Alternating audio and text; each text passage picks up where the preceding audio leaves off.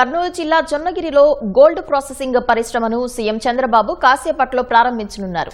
JGF లో ఏడాదికి ఎంత బంగారం ఉత్పత్తి కానుంది తదితర అంశాలను మా ప్రతినిధి మురళి ప్రత్యక్ష ప్రసారం ద్వారా అందిస్తారు.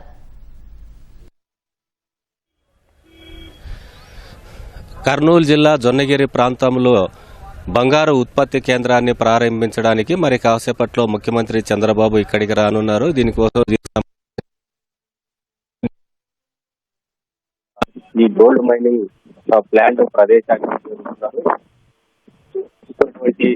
జొన్నగిరి గోల్డ్ మైనింగ్ ప్లాంట్ వద్ద ఇక్కడ మనకి ఎదురుగా కనిపిస్తున్నటువంటి ఈ ప్రధాన ప్లాంట్ ఉత్పత్తి కూడా అయ్యేది.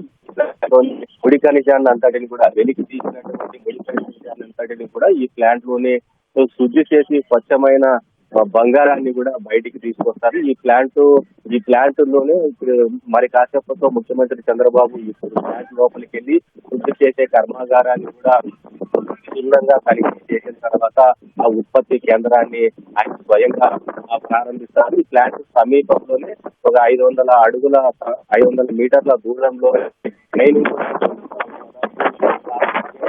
ఎకరాల్లో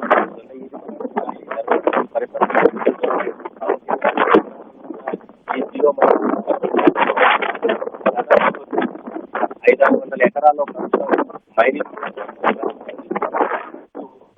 180 మీటర్ల నిక్షేపాలు కూడా